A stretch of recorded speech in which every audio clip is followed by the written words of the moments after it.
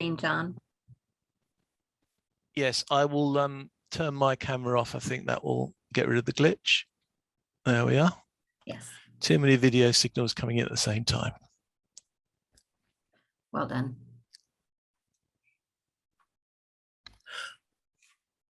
Hello, everybody. Welcome to the massive marketing and membership TLI introduction. Yes, I had to get the word massive in because we know everything needs to be in threes in Toastmasters, and a bit of alliteration is even more powerful. This is all about getting new members, which is a very easy and a very overwhelming challenge for us. And so I thought I would start with a little bit of Maslow, or just the hierarchy of needs. Now, I'm sure we've all heard of it, and I'm sure we all probably ignore it a lot of the time. I like to use it as a memory jogger, because when people ignore me, like they have today and all moved to next week, when I'm ignored, I need to look at this to remind myself of why people aren't interested in what I'm saying. Or if I'm luckier, they've got other things which are more interesting than what I'm saying, and I've got pushed to the bottom of the list. Which reminds me, I really should have one of those slides to remind you that you only can think of apparently 7 things at once, and you've got to get into that top 7. So there's another slide I should add to this presentation. You see, 2 hours may not be enough. Oh, I hope it is. This is the hierarchy of needs, and we start at the very bottom. As humans, the first thing we're important for us is safety and well-being. Therefore, if there is a fire, as we say as Sergeant at Arms, if there's a fire, this is how you get out of the building. Don't stay and listen to the presenter. Please leave your building and be safe. Safety comes before the presentation. After that safety issue is solved and we have food and we have drink, then we start to go to the next level for love, belonging to groups. That could be belonging to Toastmasters. But if we have something which is pushing our interest or scaring us or making us feel under threat from a safety point of view, we are not going to go to that next level. If we do get to love and belonging, then of course the next target is esteem, like getting a triple crown or just delivering a speech where you get a decent evaluation. These are all important things. But again, if the level below is not working, you don't feel you belong to a club, you're not going to feel very proud of a triple crown. So again, we need to make sure that we have the lowest level under control, so the next level then comes into play. And I use this to remind myself when people don't do something that I hope they would do, because they didn't do it. Have I failed? Or is it that they have other needs that are more pressing? And let's forget,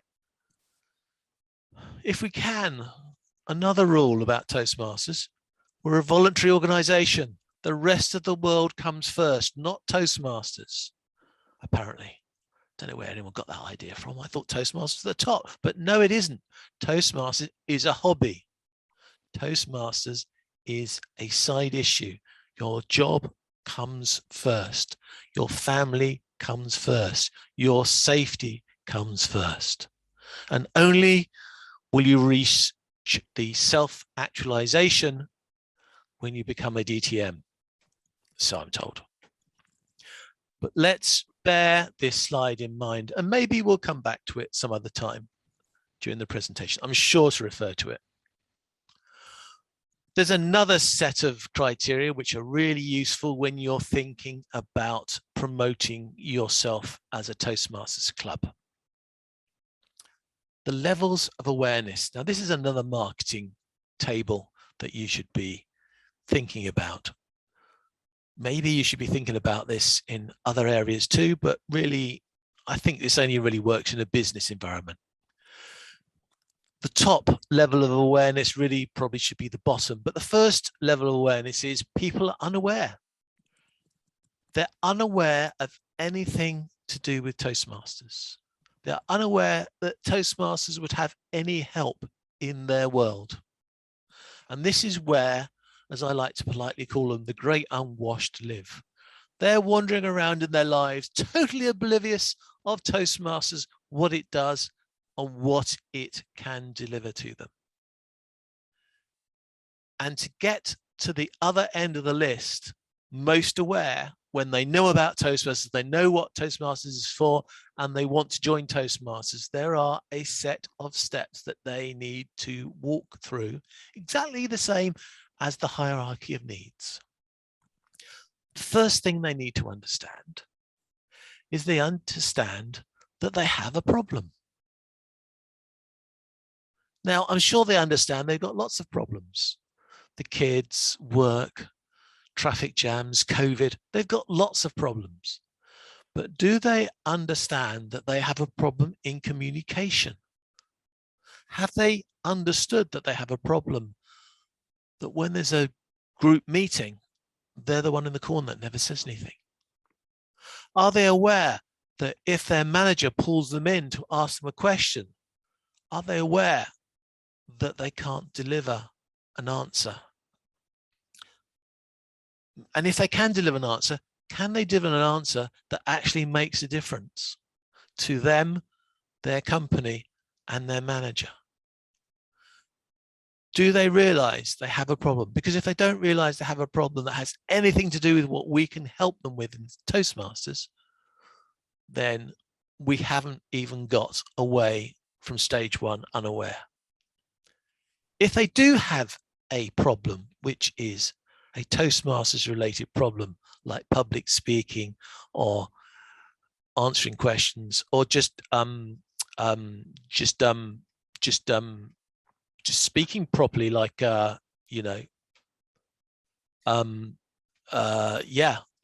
like if they realize they have a speaking problem, then the next challenge is going to be, do they realize that there's a possible solution to that problem? And that possible solution may be somebody called Toastmasters. Until they realize that they have a problem, and then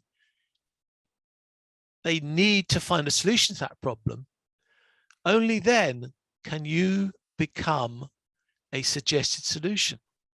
And that solution may not be Toastmasters. That may just be, I've heard of public speaking clubs. I've heard of speech training. That would be a solution to my speech problem. I've heard of speech therapists. Would that be a solution to my speech problem?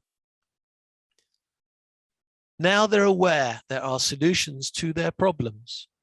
The next thing they've got to be aware of is a product.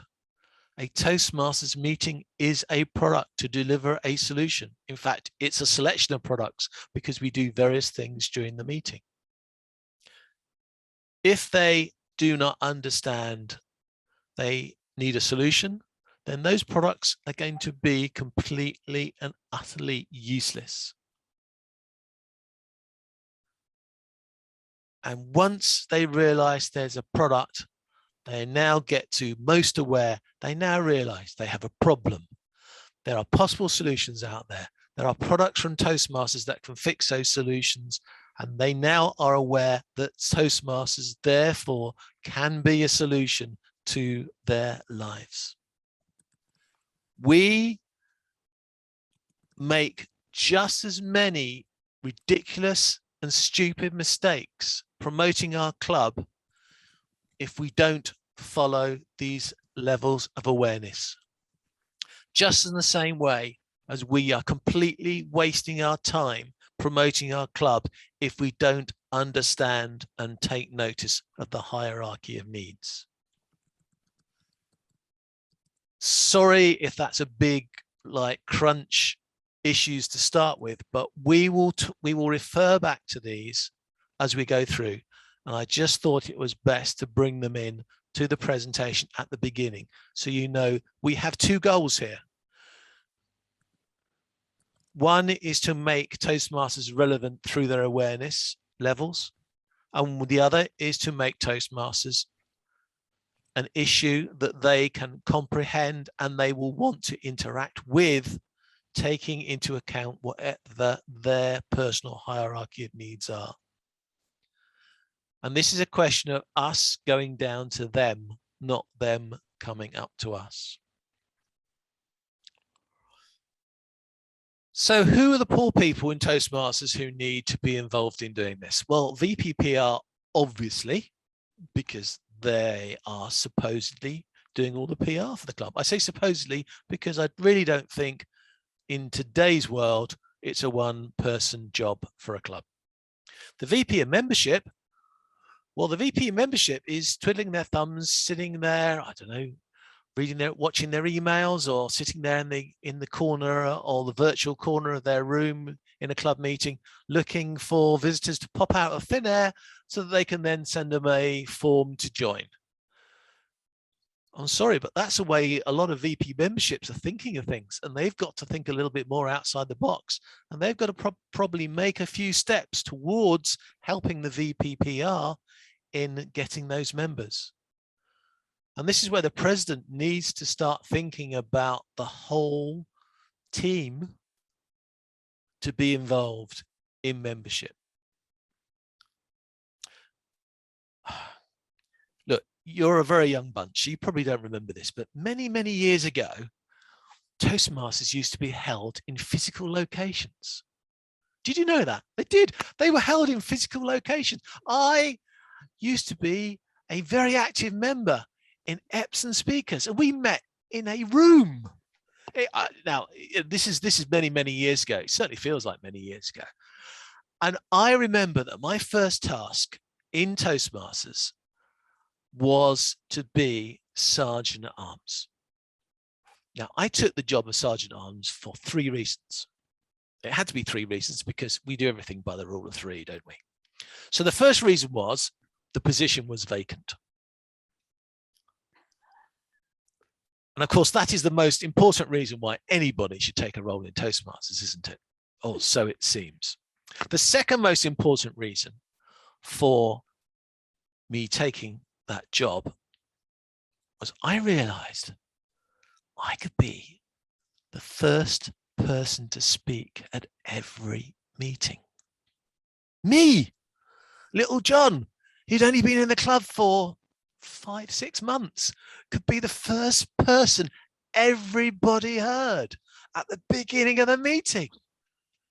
Now, I know from my 50 years of being in the world of business that the person who gets up and opens their gob and says something first can completely control what happens for the next 2 hours because they set the tone.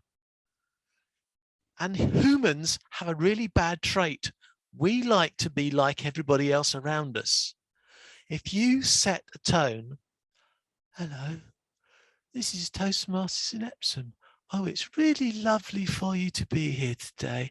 Oh, it's my pleasure to open the meeting because I'm Sergeant at Arms. Can you imagine what's going to happen to the next speakers? They're going to follow that, aren't they? We do this subconsciously, but it's going to be very, very, very hard for anybody to come out with a powerful introduction as Toastmaster of the day or as president when you started setting the tone in such a laid-back and quiet way. Now, my president, Gillian, had a very quiet voice, and I knew that, and it didn't matter if you stood her up, put her behind a wall, or put 10 tons of gelignite underneath her. Gillian only has a quiet voice. And therefore I knew that the way to make the biggest impact in Toastmasters for that day was to put energy into the room. So that when Gillian's quiet, considered, authoritative voice comes through, it's not going to crash the atmosphere in the room, because I've already generated the energy which she can then come off. And I actually did, she doesn't know this, but I actually did some experiments when a few times I didn't deliver in such a strong way. And do you know what? Within the, what should we say? Within the parameters of where she's able to speak, she would be quieter if I started quiet. She would be more forceful if I started with more energy. So although she wasn't a shouty Toastmaster, I could still influence the level at which she delivered the energy as president.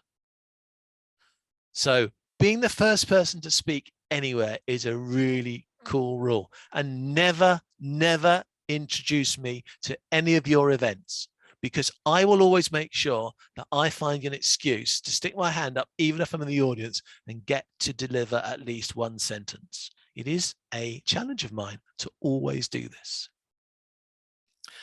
And you may have heard of somebody called Lewis Howes. Lewis Howes is a very accomplished speaker in the States. He interviews a lot of really major marketing people. He started life as a Toastmaster.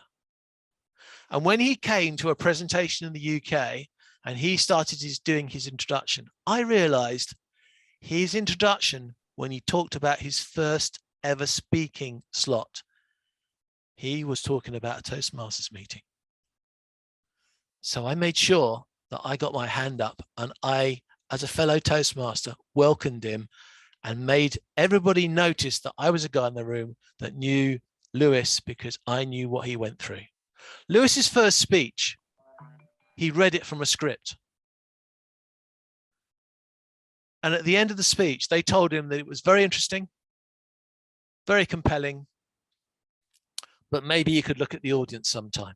His second speech, he read from a script, but he did look up and glance at the audience once or twice during his presentation. The guy now has millions of followers on the internet. So being able to start the meeting was important for me. Yes, Mrs. Toastmaster, Mr. Toastmaster, I have kept on track, brought you back to the subject of speaking. And there I need to find now the third reason why I joined Toastmasters and then became Sergeant Arms. The third reason was practice. By taking a role, I realized that I didn't have to wait for a speech slot. I had a chance to speak every single meeting. And in fact, you could say that Sergeant Arms is almost like a table topics, because yes, there are the 4 F's, quite often people call it. Fire, because we're all in a room together. How are people going to go out to fire? We want to tell people the toilets are. Well, there's an F for that, for facilities. So we tell them where the toilets are, how to get there. Food, because we have a break. And that's when you get biscuits. Do you remember biscuits? We had biscuits, didn't we? Those club meetings, we had biscuits. Oh, lovely biscuits. Oh, I miss those biscuits. And a cup of tea as well from the urn, if I remember to turn it on. And the last thing we had was the 4th F, which of course isn't an F at all, which is phone. Please turn your phones off. Now, as a Sergeant at Arms, I got bored after my 3rd meeting telling everybody that. So I had to write a mini speech then to last about 45 seconds to a minute to mention those 4 things, but to do it in a different way every single week. What have I done? I've just created a whole extra work for myself, but that really helped. I got bored, so the 4 S became the 4 T's. I'd just pick a letter at random and see if I could actually shoehorn those 4 major elements into that letter. What am I doing? I am contributing to the meeting, I'm building the meeting, I'm setting up the meeting. But there's another important role which the Sergeant at Arms has at Epsom. And I know some clubs do this, some clubs don't, some clubs do it a different way. But my role was just before the end of the first half. So when we're having the halftime break for food and biscuits, my task was to know who all the visitors were and to introduce them to the club and ask them why they joined. Now, we asked them at that point. I know people ask them in different times, but this was a psychology. I took the view that by the time we'd gone through the first half, they would be relaxed as people in the meeting. They've seen some speeches. They've got an idea what's going on. So they're going to be able to talk about the Toastmasters meeting and how it reflects them now because they've experienced some of it. And also, cunning plan, we are just about to introduce them and then have cups of tea. So therefore, this is a great opportunity for me to introduce them to the members, and the members don't have to remember too much for too long, because 5 seconds later, they're going to be going to that tea and having a cup of tea, and they now know what to speak to those guests about. Golly, there's a lot more cunning stuff that goes on in Toastmasters if you actually plan it that way. So for me, that was a fantastic time to introduce the people to the Toastmasters, introduce the Toastmasters to the guests. And then they're going to have a tea break, have a chance to talk together. Wonderful. Why am I mentioning all of this when we haven't been meeting face-to-face for so long, you ask? I know you would. You'd be typing it into the chat if you weren't so polite. The reason is, I am describing to you things that happen in a Toastmasters meeting. When, as a Sergeant at Arms, I'm setting up the meeting, people are coming in. Some of them will be guests. I will make sure, because it's my Sergeant at Arms job, to welcome every person that came in. Now, because I actually have a lot of IT work to do, and I'm actually probably overstepping the PPR in a way, I am also reasonably aware of the people that I'm expected to turn up. Now, look, they won't all turn up. We know that. People say they're going to turn up. They don't. Today could be a case in point. Every meeting is a case in point. People have other things to do. That hierarchy of needs, there's a need more important, they don't turn up. But those that do, hopefully I've known their name and I've got a good idea where they came from, so I can greet them. But I can't greet them and then have a chat with them, because firstly, I hope there's more than one visitor. And secondly, Sergeant at Arms has another job, doesn't it? Sergeant at Arms is supposed to set up the room. I've got to set up the room. I can't waste my time chatting to people. I've got a room to be sorted. So I will pass those visitors, those guests, on to other Toastmasters who I know will be happy to chat to them. And they will be able to chat to those people. And then if they say, this sounds really good, how do I join? Then those Toastmasters would introduce that guest to the VP of Membership. What a lot of wonderful things going on to get guests. And what a mess when we go online and suddenly realize that all those activities are not being done anymore.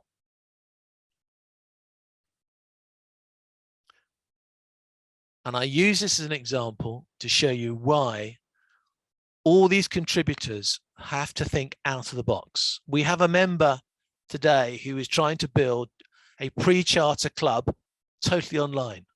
So all those physical things I've talked about are impossible because there's no physical meeting. Most clubs are talking about keeping some sort of online presence for quite some time still. So we have to think outside of the box. We will come back to the meeting at the end of this presentation, because our first problem is, how do we get anybody to turn up in the first place? Oh, and there's just one other slide I need to put in here, just to remind you of a small technical problem or two. We have an obligation to pay Toastmasters International for pathways, for all the training and all the infrastructure.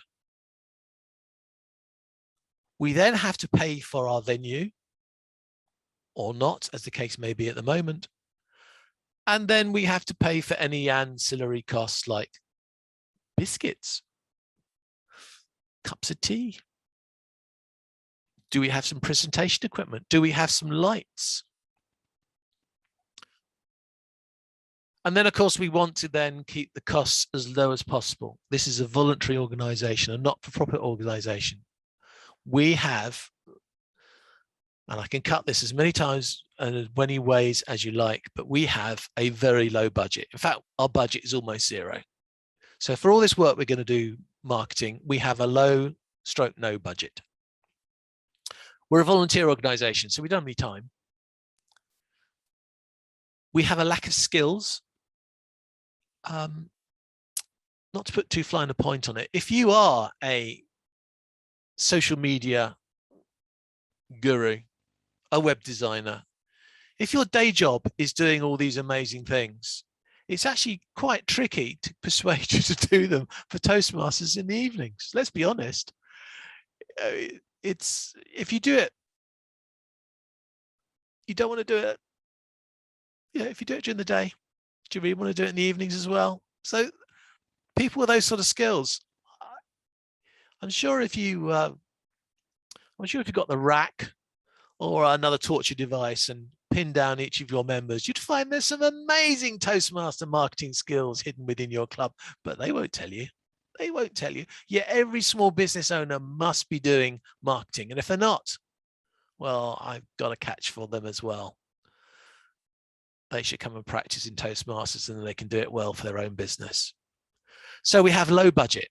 We have a lack of time. We have lack of skills. And then as soon as anyone gets good at doing anything in Toastmasters, we get them sacked. Have you noticed that? As soon as you've got a job and you're doing it well, somebody comes along and says, Craig, that was really good. You're fired. Go and do another job. Somebody else is taking your role on for the next year. Well, we have to start again. And that throws a really scary thing into the mix. And that is, if you have somebody who's a real expert in a particular medium, and then they pass on somebody who's never done it before, what happens? It dies. It just doesn't go anywhere. Okay, so that's all the bad news. Nobody has left. Nobody has slit their throat. Nobody's crying yet. So let's put some good news in just to balance it all out and bring in the context. Look, you're not on your own. You're not on your own as an individual. You're not on your own as a club.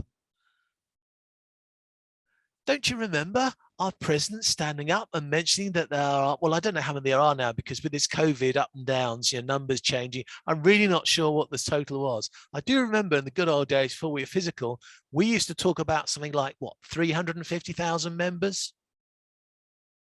And crikey, if we'd lost 100,000 members, it would still be 250,000 members worldwide.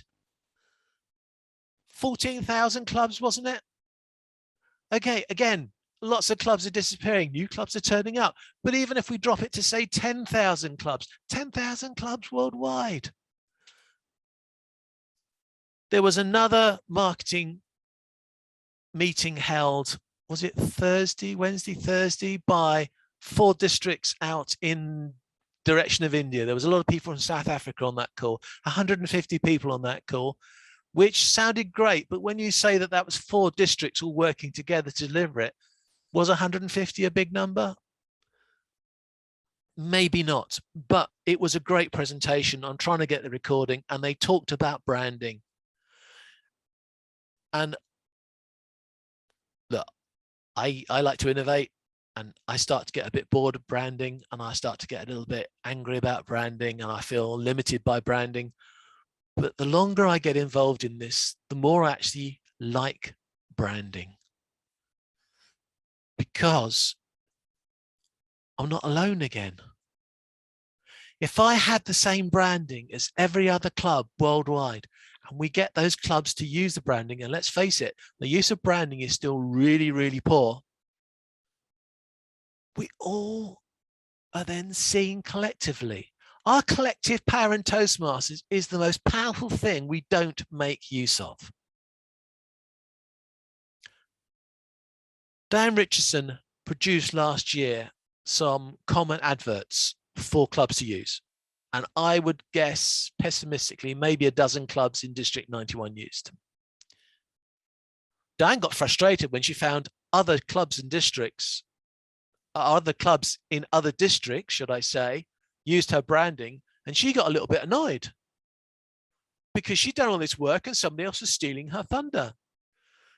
Now, I can understand a feeling like that, but I have two answers to it. Firstly,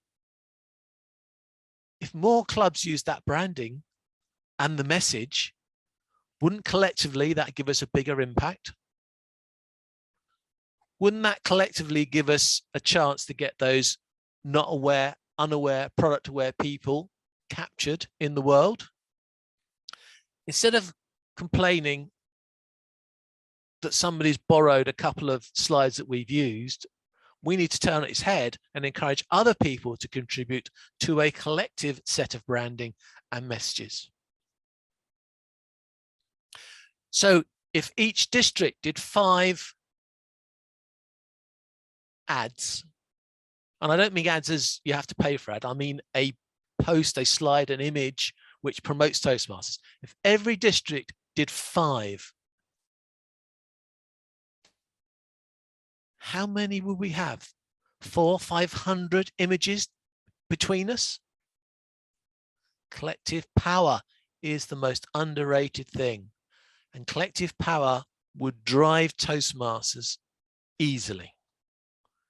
It would overcome a lot of the problems we have, and that's why I keep stretching my arms further around the world when I talk about these things.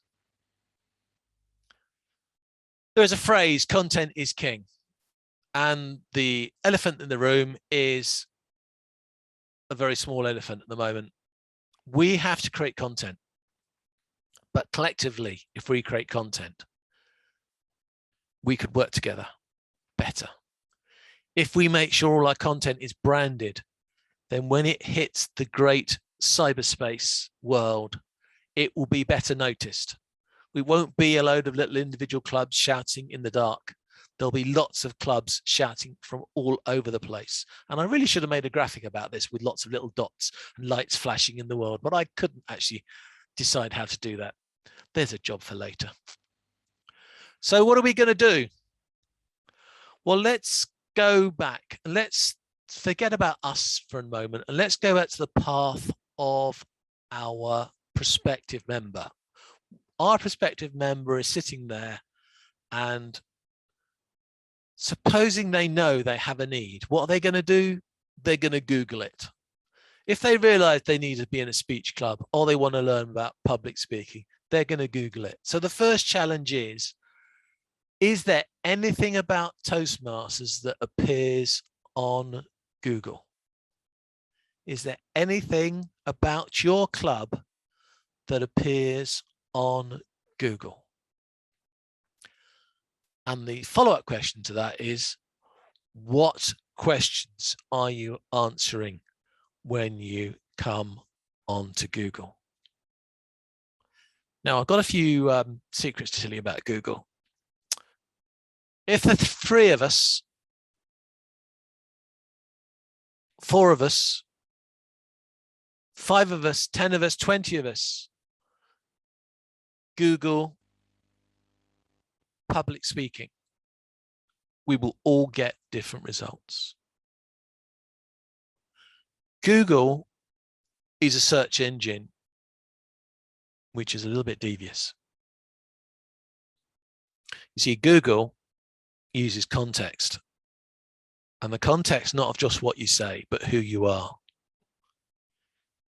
If you're logged into Gmail or Google services in any way,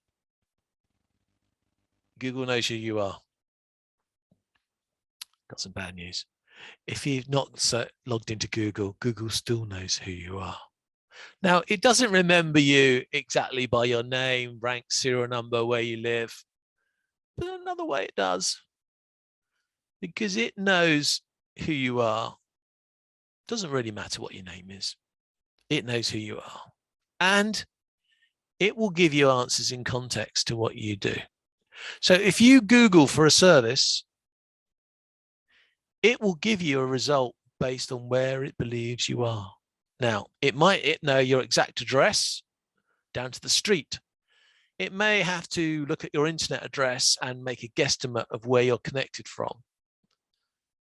But it pretty much knows where you are. And therefore, you'll get a result based on where you are. Don't believe me? course you believe me. You believe everything I say, don't you? Of course you do. But even if you are a little bit apprehensive. Now I'm going to go to google.com, and this is where my amazing computer of many colors could come in useful. And this is probably where I'm going to embarrass myself, because Google is going to refer to me.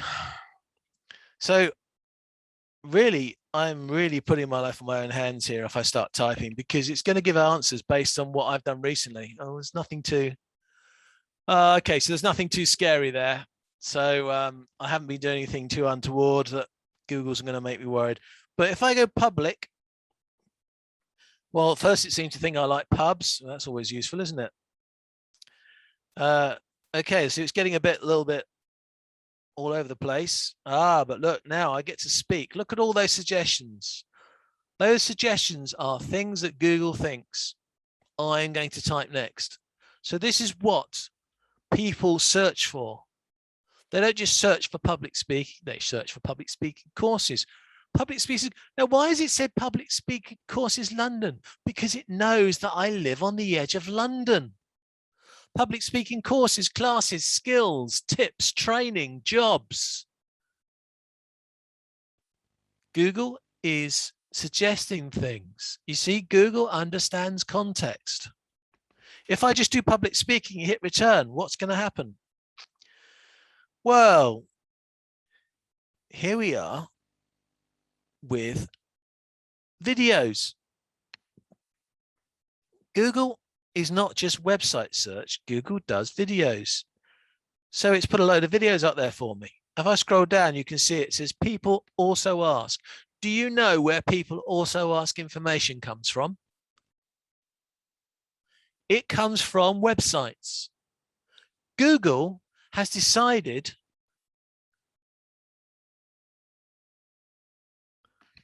that a site called study.com has done a good article about what is public speaking and is giving that website as an answer to that particular question.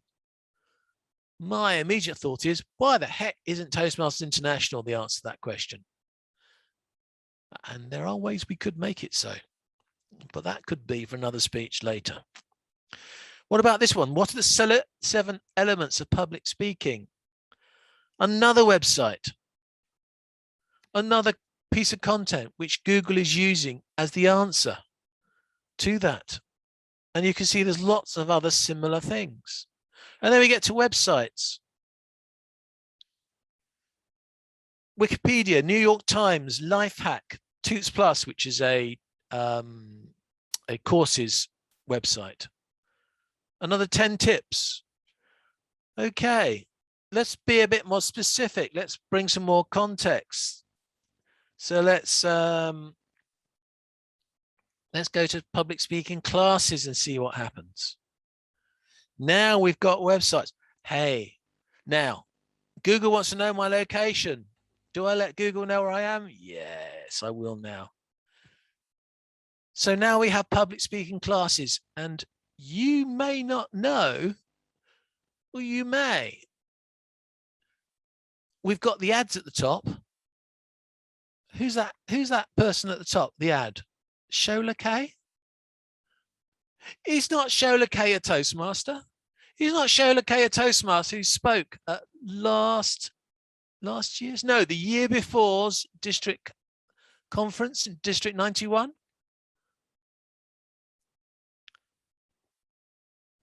I'm pretty sure it is. There can't be that many Shola K's. Like John Drinkwater, it's a pretty unique name.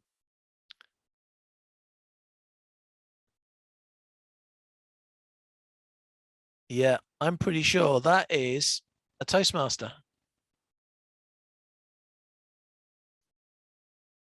It is. There she is. Now we should be impressed that a Toastmaster has taken the trouble to pay for an advertisement in Google to get listed when you search for public speaking. This is all my antivirus programs now trying to persuade me to be more secure. I'm not going to be more secure because I want Google to know who I am. So there we are. I'm impressed by that, and we should all be impressed. Shouldn't be so impressed, of course, when we look further down and find these people called London Speech Workshop. I wonder if that's a Toastmaster that's running that. College of Public Speaking. Well, anyone can be a college nowadays. It might be a real college. I don't know. Oh, and look, find results on Meetup, Facebook. I'm sure we're going to talk about those later. And then we have what we quite often call the six-pack. And that's because there used to be 6 of them, but Google changes this. This is a Google map. And look, here's the Google Maps of the places where we want to be. These are the places who in the map are getting directions in London for public speaking classes, because again, it thinks I'm in London. Supposing I'll be a bit more specific then, how about so I say Epsom, which is really putting my my own life as a challenge. So London Speech Workshop's got an ad there. Speak Cool School's got a work there. Vez Coach has been there. Oh, thank God. Now, I would have been in big trouble if it hadn't happened. Go look at that. Look, Epsom Speakers Club, my club in Epsom, is the first person seen.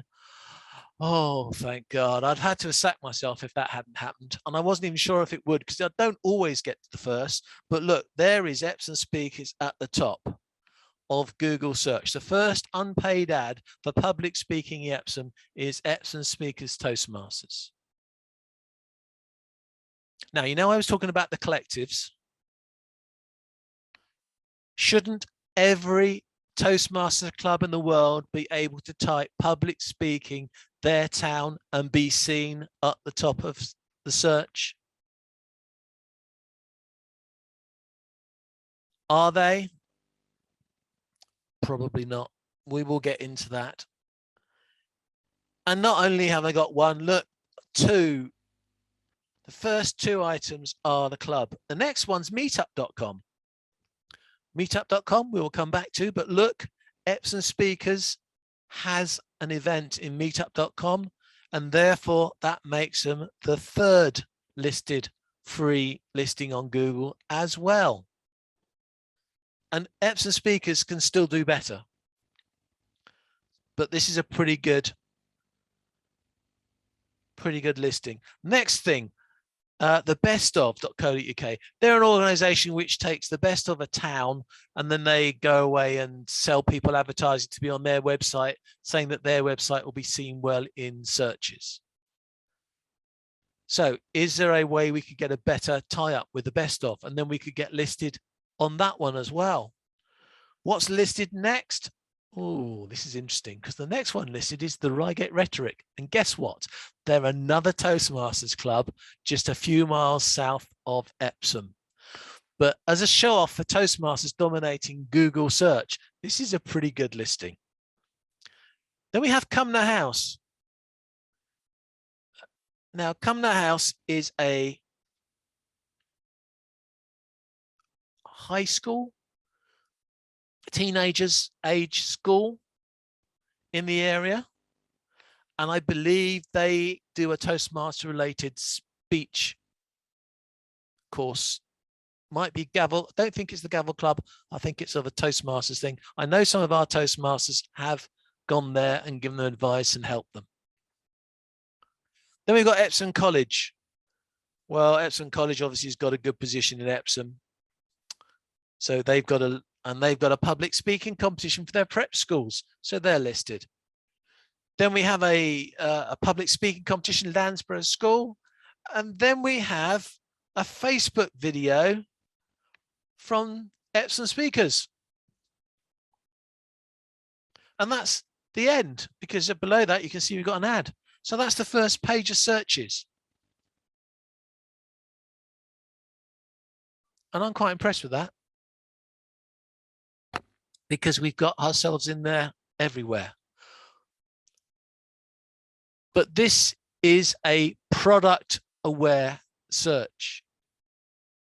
People want to go for a public speaking class. So this is quite high up in the needs. They may not get to this level if they're only looking for public speaking help or public speaking mentor.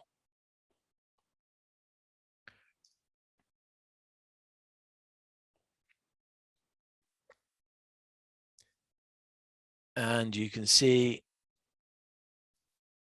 that Epsom speakers and Toastmasters is nowhere to be seen if we change it to mentor. What does that mean? That means I have nothing interesting to say on my website about mentoring. So maybe I should add that. So I believe that the first place you need to be seen is in Google, because that's what people do. They Google it.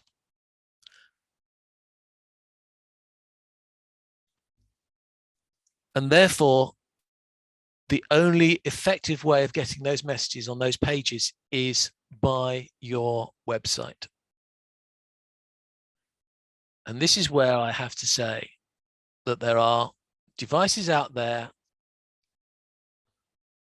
like EasySpeak, which are very good for organizing meetings, but they are not going to do you any favors when it comes to finding new members. You need a website to say the right things. And this is where Epsom speakers is not good enough for me. Because Epsom speakers at the moment is not a brochure. It's a little bit more pushy than that.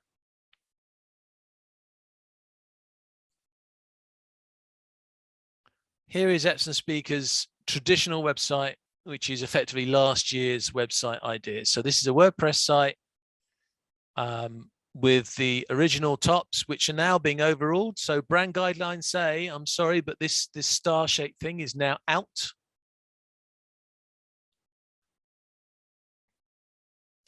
And what we are doing here in the top page is trying to get people with a fear of missing out. Here's a countdown time to our next meeting. Join the meeting. Here's a registration button. And we always use registration buttons now. Don't ever use anything but registration buttons on Zoom. Don't let people come to your meetings unless you know who they are. So have registrations. And it's the latest news on the right-hand side, which is where you can put the content to give you information that will get you seen on the search. Underneath that, and I've got to remember which screen I'm on to scroll it down for you, we've got some people in friendly faces, and we've got some reasons why you should join to try and persuade Google that we're a speaking organization, and here's some pretty pictures. We will be going through websites a lot in our 10-week challenge, adding features to the website as we go through different issues. But I believe that everybody now needs a professional website to compete. But again, if we try and work out a way of doing this collectively, we can cut down the cost and we can cut down the amount of work. And that is my challenge for this year.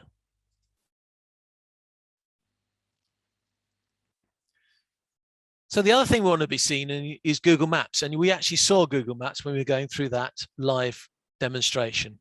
We need to make sure that all of our clubs are on Google Maps. All of our clubs around the world. If somebody is searching in an area like London, I want to see all the Toastmaster clubs turning up on Google Maps. And most of them are there.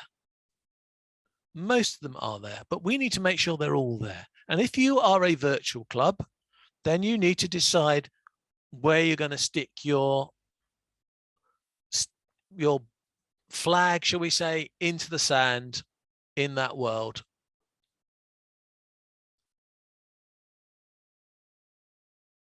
They need to understand where your catchment area is, because it doesn't matter where, if we're a virtual club or a physical club, we have some sort of catchment area. Now, there's a couple of comments about branding. Just going to check those.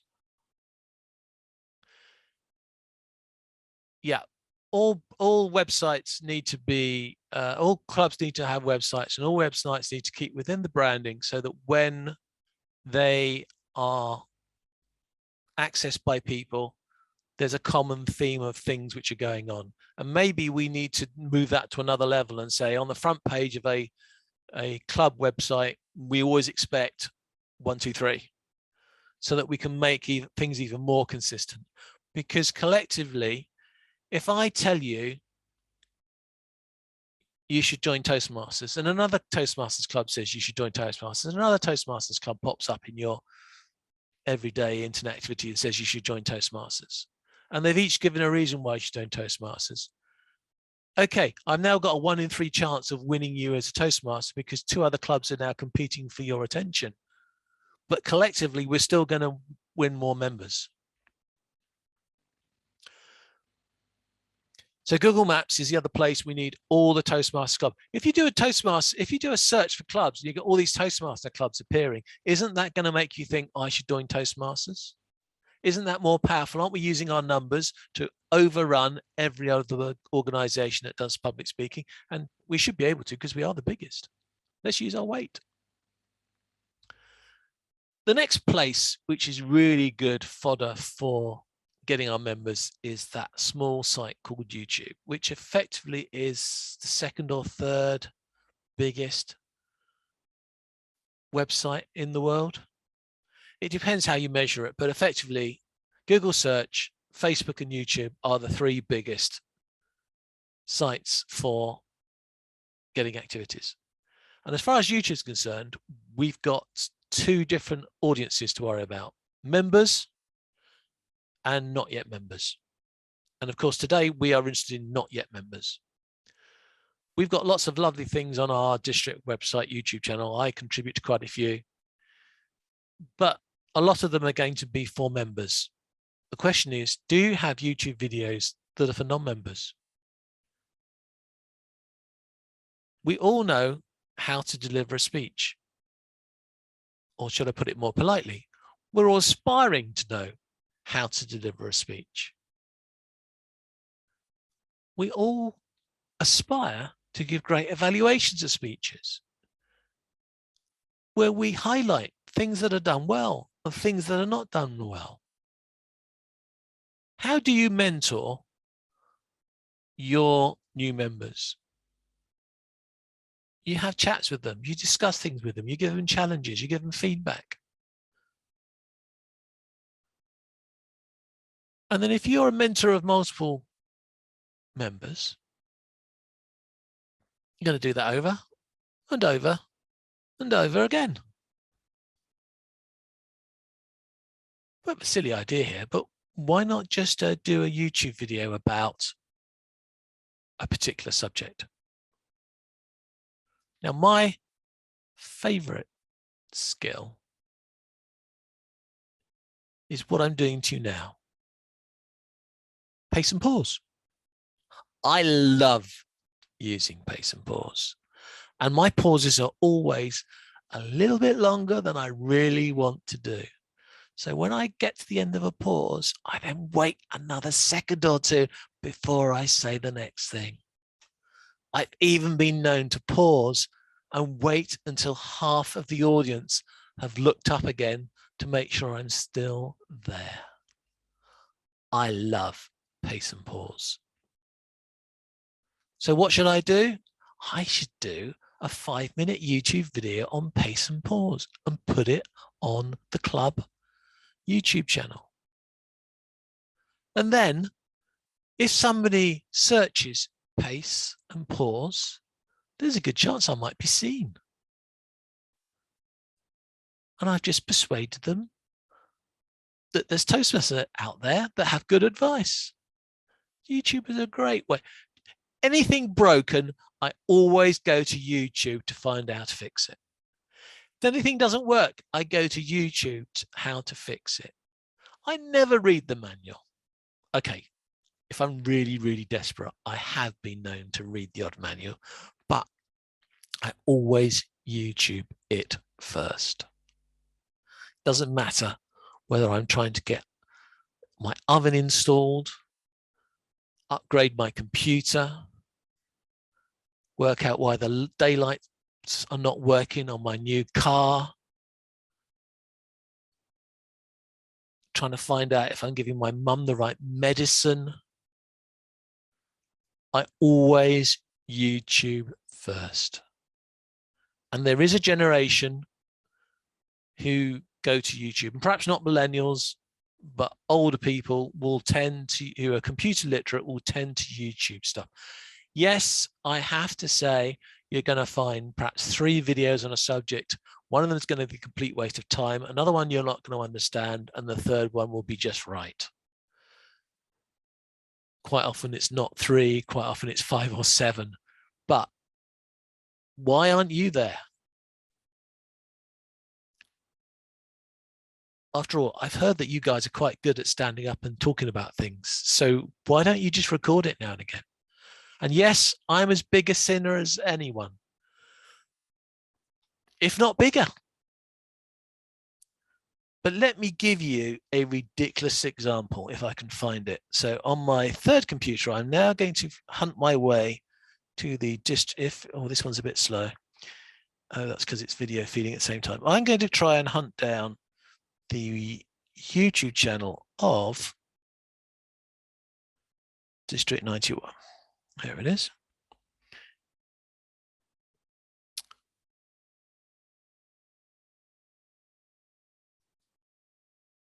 No. Oh yeah, that's it. No, that's not yes, that is District 91. Right. So I need to go to the home page, District 91.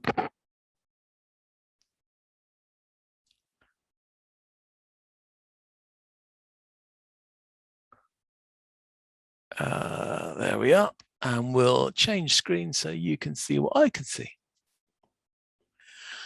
Okay, so here's the so here's a completely non-compliant header from District 91. It's not my area of power yet, so we'll see. And we have some links to some social media, which I hope are compliant, but I'm sure we'll get to that subject later. And we have some videos. So what do we have? Recent videos. We have our wonderful district director message of the month, 77 views out of 1,500 members. That's a little bit disappointing, isn't it? Jenna Alkema, Meet a Toastmaster, gets 39 views. So she's got half the views of our district leader. That's a bit worrying.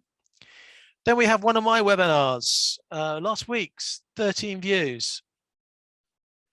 The parliamentary procedure has 77 views. That's a bit better. This is all a little bit disappointing though, isn't it? Isn't it? Don't you feel a little bit disappointing? Is there anything here that can get to 3 figures? Not looking like it, is it? The one about mental health did with Brian Skelton. Yes, I was trying to find that. I was trying to find him. Where is he? Did I miss him? There he is.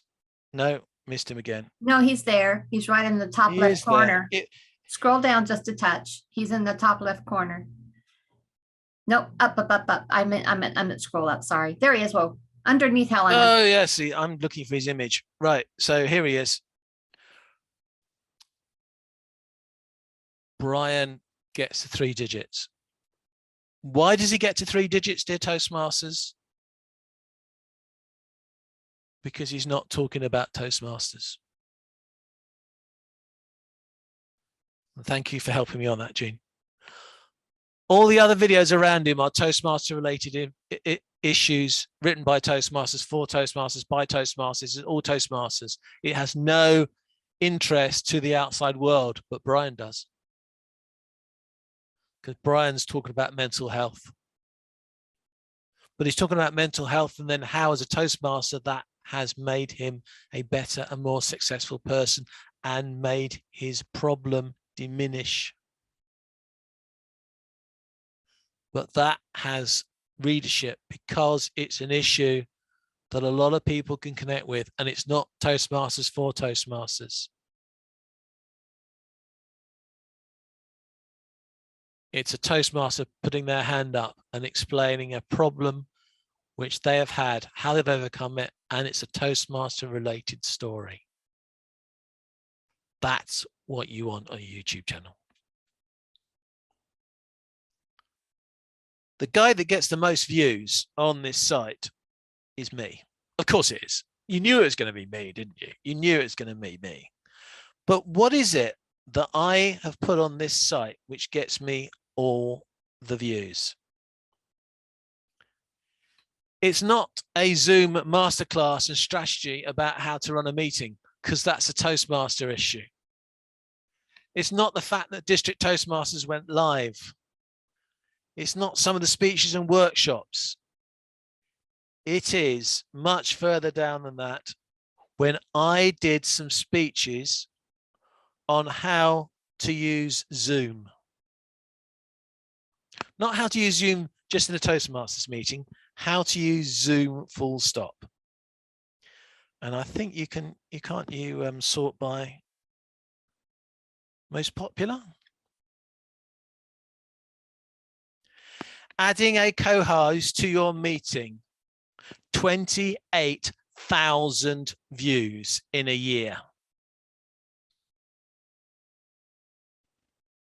Dear District 91 Trio, fellow Toastmasters, I apologize profusely for making all of your videos look pathetic. But I only do that because I was dealing with a much larger audience. I purposefully didn't look completely like a Toastmaster. I broke lots of Toastmaster rules in delivering that speech. And I didn't aim it just at being a Toastmaster in a Toastmaster meeting. I solved a Toastmaster related problem that I knew everybody was going to have on Zoom, because that was just at the lockdown period. And I brought 28,000 people to the Toastmaster YouTube channel. Which makes my next one about being a timekeeper surprising, because why would 18,000 people want to know about being a timekeeper on Zoom? Timekeeping happens in business meetings too. It does. It is a Toastmaster issue, but it is still on the borderline of being an external issue. And another thing I will suggest as well is that if they've watched one video on the YouTube channel about Zoom, and I've just posted another one which could be of interest, there's a good chance that quite a few of those 18,000 people may have watched the first video and have just continued to consume more videos on our YouTube channel until they got bored. How to update your Zoom, 12,000 views. I'm quite disappointed with that, because at one point when I created that video, it was the third item on Google search for when you search for updating your Zoom.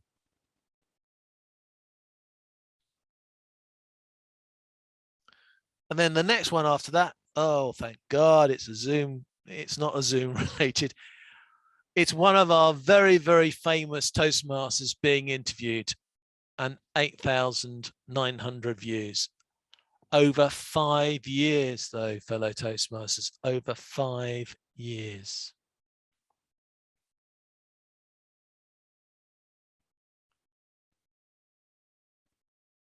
And you can see that the numbers start to dip off pretty quickly. Florian will be very proud that one of his Q&A meetings when he was district director has garnered 530 views. He'll be very proud of that. But most of the views are quite small. But can you see the difference? I'm not having a go at anybody or anything, or even trying to blow my own trumpet. Well, not this time. I probably will some other time. But what I'm just trying to show you is YouTube is enormous. It's ridiculously enormous. There are thousands of hours of video going up every minute.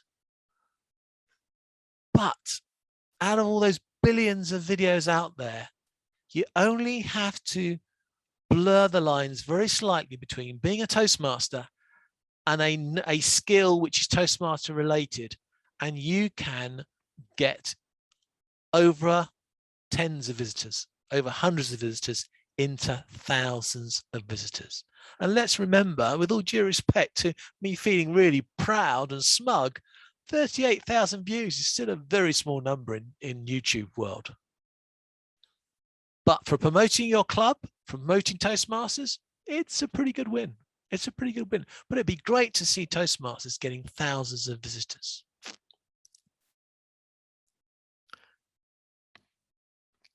Let's flip back and have a look at the next challenge. Facebook. That sounds familiar. I think I've heard of Facebook. Isn't that one of those social media things where everybody gossips? Oh, Facebook. Facebook is a real treasure trove, which we are really poor at exploiting. Very poor. And the reason we're very poor is this is where that collective skill that I mentioned about using the collective power of our membership, that's where we really, really are missing a trick.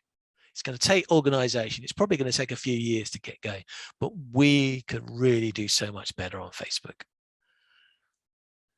People are going to start shouting GDPR and privacy issues at me the whole time I do this, but Facebook is, look, Facebook knows everything about you.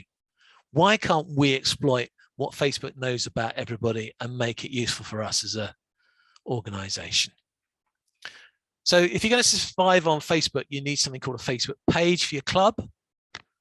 That's always a good start. We've all got Facebook pages for our clubs, haven't we?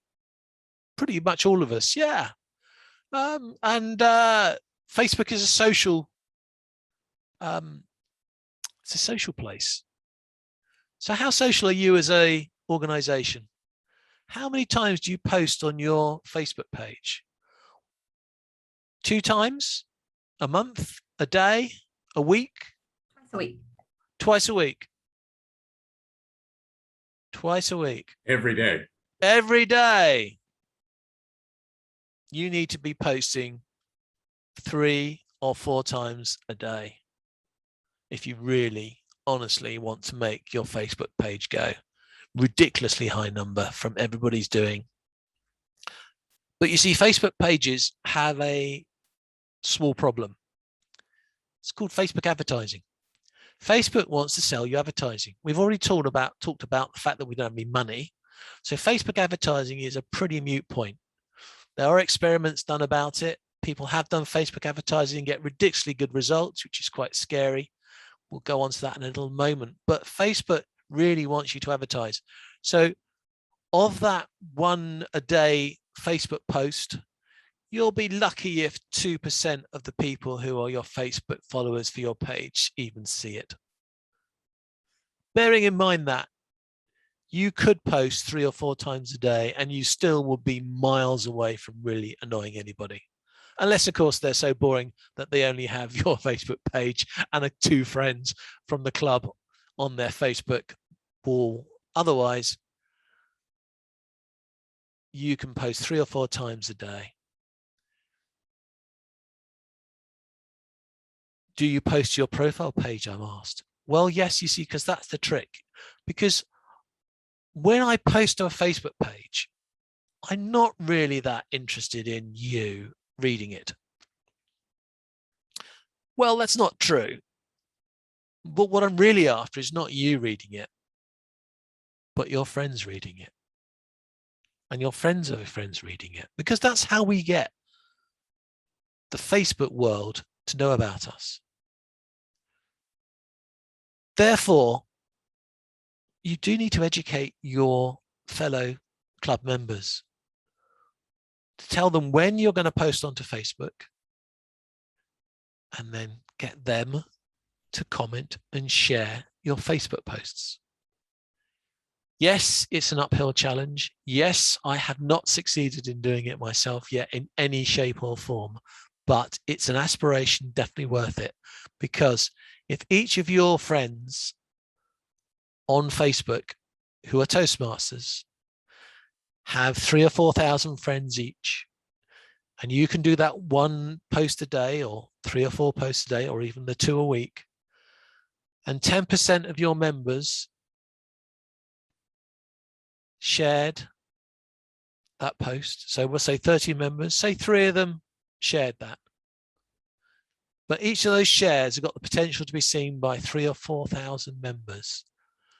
the reach in Facebook suddenly becomes telephone numbers that can be of great interest. And remember, we like people who are like us. And then if you're really desperate, you like me as well. But we like people who are like us, who have the same interests as us. That's what Facebook's all about. Therefore, if you have found that being a Toastmaster and improving your speaking skills has been useful for you, guess what? There's a really good chance that some of your friends and some of your contacts have the same needs, wants, and could take the same solution. And if they don't live in the same area as you and they won't join your club, they just might join another club somewhere else. Or in the moment, you've got a great chance to catch them because we're virtual, so they can join your club anyhow. Facebook is really powerful. So how are we going to get anywhere on Facebook? Well, we're going to need a Facebook page. So let me find Epsom Speakers Facebook page, and then you'll see that I'm not posting regularly either. Although yes, I had already looked at that. Oh dear. This is the problem when you're not a VPPR. You have to cajole your VPPR into doing things for you. So if I can get Epsom Speakers up, and I'll get it on the admin page of mine. I'll flip over to that screen now. You can see we've got a non-compliant header. We've got the Toastmasters logo. Do I get points for that? Please give me points for that. Yes, you get 2 points. Thank you very much. And I also get an extra point because I haven't put the name of my club under the Toastmasters logo, which is against brand guidelines. That is correct. And we've got something which you can also use in Facebook. I have got a Facebook event. Look, I have created a Facebook event for our meeting tomorrow. Oh dear, only 2 people going, only 1 person interested. But look, it reached 28 people and I got 6 engagements. Do you think I'm going to do that again? Definitely. That is working. That is getting somewhere. I am really happy with that.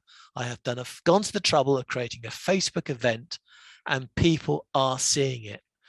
So it gives me another way to promote the club apart from just posts, doing a Facebook event. Have a go with Facebook events. I believe that they are useful. You see, last time I did it, I only had 12 people reach and no engagements. So this could be one of those slow burn, you're going to have to do it a few times to get somewhere activities. But I think Facebook events could work well. Why are they using Linktree? Why are we using Linktree? Well, Linktree, I'll show you why, because I was looking for something which would give me a way to simplify when I tell Toastmasters where to go. Because Toastmasters is always complaining about pathways, where's pathways, blah, blah, blah. Oh, website, where's website, blah, blah, blah.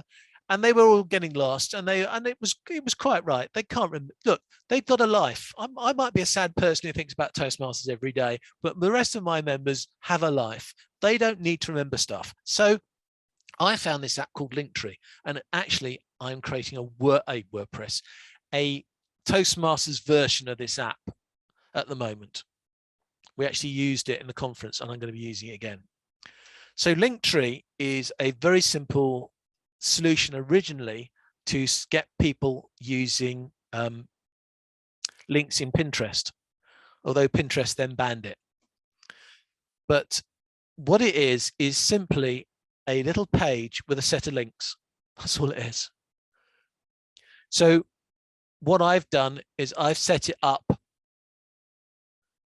so that it's got all the main links that a Toastmaster needs. So that is a page with all the main links for a Toastmaster.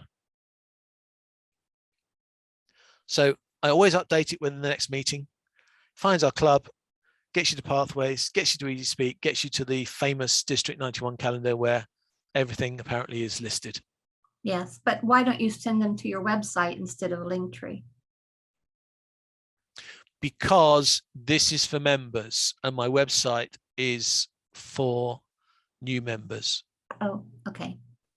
And this works on a mobile phone because it's a very simple page. So that's why we did it. Now I have registered a domain name d91link.me, and I'm going to be creating that for all the clubs in our district, making it available for all clubs in the district on that website. It's in testing at the moment. It'll be released. Hopefully it'll be released during the 10-week rollout, so everybody get a chance to use it. Right. But why don't you, because isn't your website mobile friendly as well? It is, but who is the homepage written for? The homepage is written for new members, not for existing members. Right. Okay. So I wanted something simple that they could just have all the links on and could just go to. Gotcha. But yeah, there are other ways of doing this. It just seemed easier for me to give this to people. It was an experiment I did on the club, and we've had quite a high take-up rate. It's quite well used.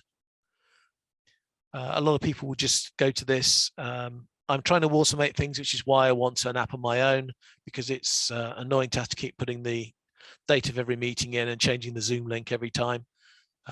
So I am testing out some various ways of making that automatic. So that's where Linktree comes in.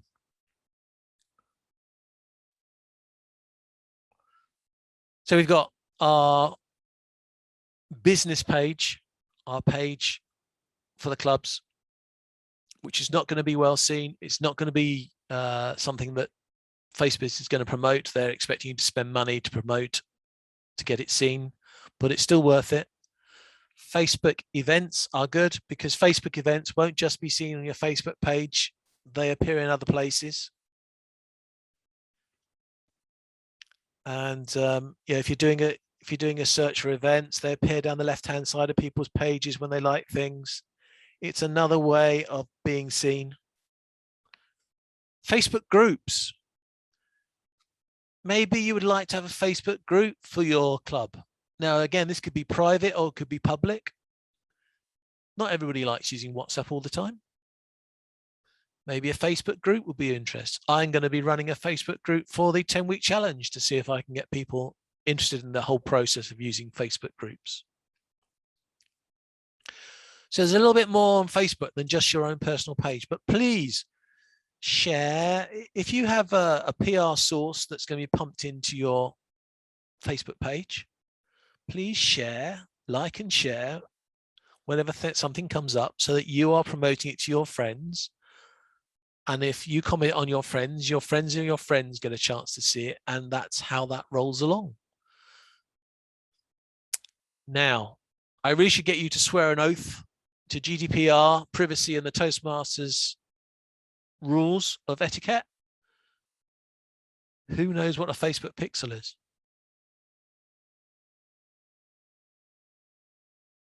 I don't use it.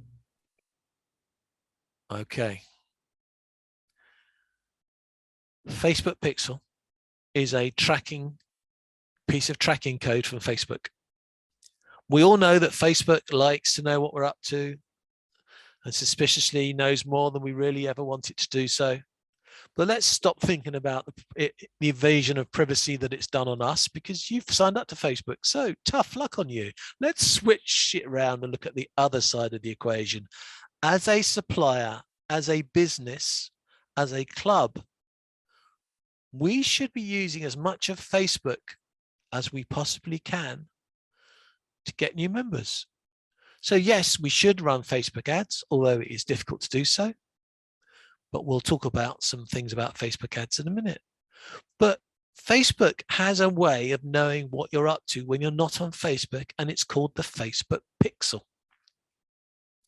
What it is a simple piece of tracking code that people put on websites.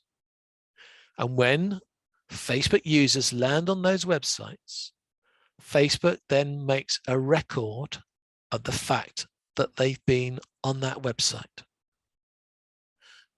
Now, for the reasons of privacy and more for the reasons of keeping it all to themselves, Facebook will never tell you if somebody has landed on your Facebook page, let alone how many people have landed on your Facebook page. But when you're running things like Facebook ads, you can use it as a criteria for targeting people. Not only can you target people for how old they are, where they live, what their education is, what their age is. That is, of course, if you've told the truth to Facebook in the first place. You can also say to Facebook, I would like to run an ad for everybody who's been on my club website. And this is what businesses do. Facebook Tracking Pixel allows you to know that people have been to a certain place. You can even say to a certain page. Now, the place this really makes scale is when you're running conferences. So when you're running conferences, you've got a lot of Toastmasters flying around. If you had a Facebook Tracking Pixel on your conference pages, you could then run ads to your Toastmasters who've been on your conference pages, and they may be Toastmasters in your district. They may be Toastmasters from outside your district. They may be people who are potential Toastmasters who just come and have a look at your conference page because it came up or it's mentioned in some way.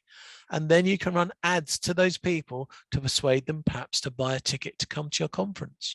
I use conference as an example because it's one place where the numbers really make sense. When it comes to a tracking pixel on a club site, it's not such a big, well, the numbers are just so small. But there's something else you can do with tracking pixel. When you have a tracking pixel and it creates what Facebook call an audience, i.e. the people that have been seen by your Facebook tracking pixel, it is also possible to target people like them, what they call lookalike audiences. So if you get a database of Toastmasters or people that have visited your site for whatever reason, you can do a Facebook ad campaign and say, Facebook, I would like people in the area where my club is, but I want people that are like, and then you tell it your lookalike audience. All right, I'm not going to go into the detail exactly, but do you get the concept? We have a list of people that Facebook knows, and we say we want people like those people because those people in that target audience are people who have either been interested in Toastmasters or are actually Toastmasters. What's the GDPR scare about this? Hey, wait a minute, John, you're targeting Toastmasters, blah, blah, blah, blah. My response to you is really simple. You are the stupid people that have joined Facebook. You are the stupid people that have given all this knowledge to Facebook. Why can't I, as Toastmasters Club, use that information to promote Toastmasters to you and your friends? Because everybody else is using that list, using that information, and you have a GDPR issue, not with me. You have a GDPR issue with Facebook. You joined Facebook. You agreed to its terms. You agreed to everybody else being advertised to because you're a member of Facebook.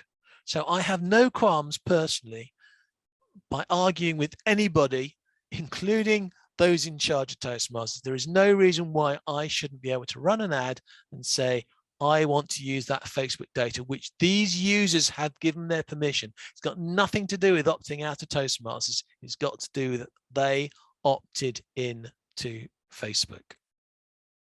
Sorry, a bit of scary, a little bit controversial maybe, but if they have decided to use Facebook, I can't see any reason why you should be so prim and proper that you don't use the Facebook tools for an advantage to your club. The big problem is, well, we're probably going to end up the rule of three again here, because the big problem is, firstly, you don't have a budget to do a big advertising campaign. Secondly, to find lookalike audiences on Toastmasters, in other words, to take a list, give it to Facebook and say, Facebook, find people, please, who are similar to these people who could therefore potentially be Toastmasters. Even though there's all these criteria that Facebook tracks, you really need 1,000 people on that list that Facebook can do a decent targeting campaign for, which is again why it's difficult to do this at a club level.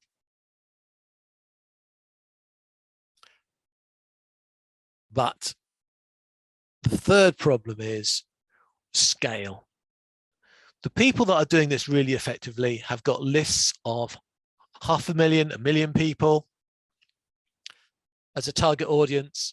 They've got thousands of of data points from or tens of thousands of data points from thousands of people on some sort of database, some sort of audience, and they are looking to get 10, 20, 100 people a day through that advertising campaign. We've got clubs who have got 40 members. If they've got 40 members, they probably think they don't need any more. Got a very small area of influence.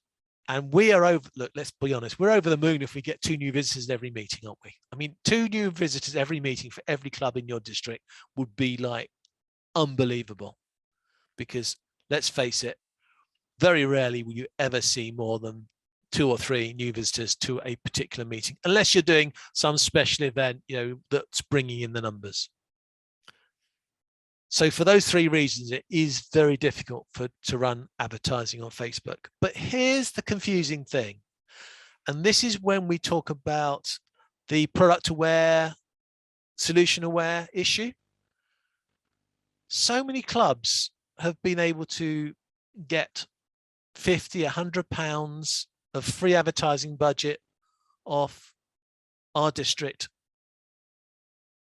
I'm not talking about every club doing it every week. I'm talking about clubs doing it once a year each, and maybe only 10, 15 clubs I actually hear going ahead with the whole process. But those that do are doing it really badly. They've got a little audience, they've got little reach, they've got little stats, and they are throwing money into Facebook and hoping. It's almost like a Hail Mary in American football, where, you know, it's the last minutes of the game and the quarterback just chucks the ball in the air, just hopes against any hope that one of their receivers will grab the ball and run into the end zone and win the game. But even that completely badly run Facebook advertising campaign often brings in results, which shows that there are so many people out there desperate for help with public speaking. We can actually fall over those people throwing a bit of money into Facebook, and yet they are doing everything wrong, which again makes you think, if we could get things a little bit better, then maybe there's something out there. Maybe this is an issue that needs to go to a higher level, because at club level, you don't have the budget, you don't have the coverage, you don't have the numbers, and it can't be done very well. But it is an insight into the fact that there are people out there that are interested in public speaking. District 91 and 71 share a Facebook page. Those of you who are not in District 91 or 71 are going to say, why the heck are 2 districts sharing a Facebook page? Well, it's because it's only been a few years since we were all one great big district. And neither team seems to want to give the Facebook page over to the other team. So it stays shared. There are 5,500 people in that group, in that Facebook page. So my question to you is that a good number or is it a bad number? Is it a good number compared to 2 districts sharing that account? Because that's probably, if it was just Toastmaster members, that would be maybe half of all the Toastmaster members on that Facebook page. Are they Facebook hits that have been gathered over time for people interested in Toastmasters and not Toastmasters? What is the makeup of that Facebook page? I can't tell you what the makeup of the Facebook page is, and I'm not sure I even have a method of being able to analyze to get you the answers. But you compare that with how many Facebook followers we've got on most of our pages, we are just out of the world of what Facebook expects us to be as a small business. So if we are completely wrong for Facebook, and yet some people are throwing a bit of money at Facebook and we've got results, there has to be something there. And so at a district level, we need to look at Facebook advertising to support clubs. Maybe Speechcraft, you know, those big events where you're pulling people in. Maybe there is a justifiable time to spend small amounts of budget to get people to those events. And yes, in the 10-week challenge, we will be running some Facebook advertising campaigns and throwing a little bit of money, and I mean a little bit, just to see what sort of things we can do. Anyone heard of LinkedIn? Oh, of course you've heard of LinkedIn. LinkedIn is probably the best social media service to bring business into Toastmasters. Because we are a professional body of some sort, providing professional services of some sort to get people to join our clubs. LinkedIn has to be one of the best social media accounts, as it's just been put in the chat, business influence. People here are business,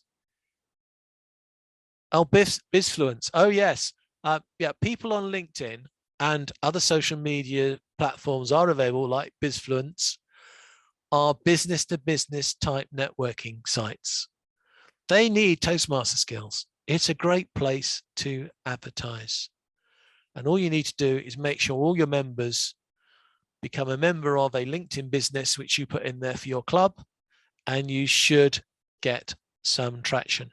People write articles and post them on LinkedIn. It will get traction. And there's a possibility of LinkedIn advertising. Again, I haven't tried it, but LinkedIn advertising, again, could work on a different level. Another thing we should experiment with perhaps this year. LinkedIn is a great way of advertising. And here's another great way of advertising. There is another part of YouTube called YouTube Shorts. Being rather disappointed that all these new social media accounts turn up with short videos on them and get really great traction with the younger generation, YouTube has a section called YouTube Shorts. YouTube Shorts are portrait mode videos of under a minute. And they now have a special section for them on your YouTube search. So when you go to your YouTube pages, you will see YouTube Shorts. In America, I haven't seen it yet in the UK, they haven't rolled it out, but in America, they have a YouTube Shorts recorder button built into the mobile phone app. So if Craig would like to pretend he comes from the US again with his wonderful accent, he may be able to sneak onto the YouTube Shorts system. And you can get listings from YouTube. As I said, YouTube Shorts are under a minute long. They are a thing which I think is going to grow because people like short videos, and YouTube will prefer them to be watching YouTube Shorts and not from all those other social websites like Instagram. Instagram has probably got more popular with its little short videos.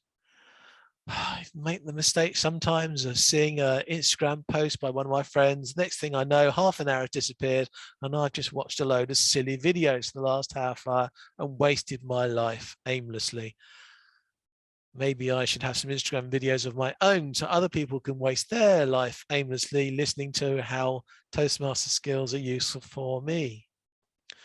But Instagram should be easy for us to create content for because it just needs pictures and short videos. And I think we've got something called table topics, which we learn, which means we should be quite good at doing 1-minute videos, should we not? What about Twitter?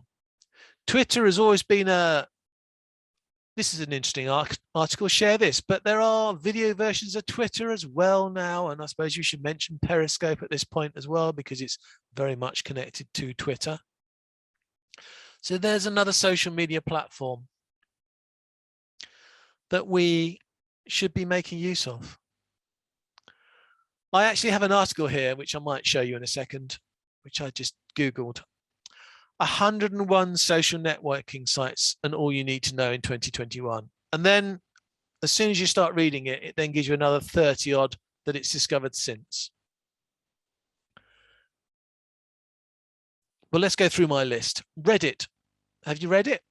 Reddit is another suggested reading list and then discussion site. Again, I've never really got into Reddit, but Reddit is very powerful, especially for those people that use it. VPPRs are now thinking, oh my God, do I have a life left after this job? There's another category of social medias, though. There's the meeting apps. Now, we already mentioned Facebook with the Facebook meeting. There is also something called Meetup, which I think is pretty much worldwide. Interestingly enough, there are great variations in how successful it is for members. We find that members in London find Meetup really good, and members in less crowded places outside London find Meetup to be a complete failure. The problem with Meetup is you have to pay money to join it. What people may not know is you can actually get 3 groups into one monthly payment. So 3 clubs can share an account between them, and they still have their own separate Meetup meetings. And the same with followings. They have their own separate Meetup followings. One of the tricks I want to try this year is to create a Meetup account and then put all of my district meetings into that Meetup account. Because I don't perceive that having followers on your Meetup account really gets you far, because what you're really interested in is people searching for new meetings and then coming across your meetings, not your Meetup group. It's your meetings that make the mileage. Another one I will mention is Eventbrite. Eventbrite is sort of second in command to Meetup, not so good.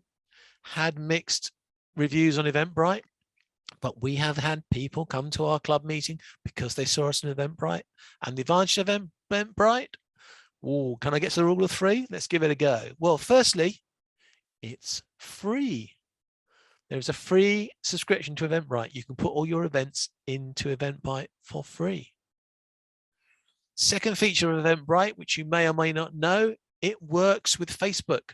It has an official link to Facebook with Facebook's event system. So it's possible to create an event in Eventbrite and automatically get it to appear in Facebook as a Facebook event in the same way.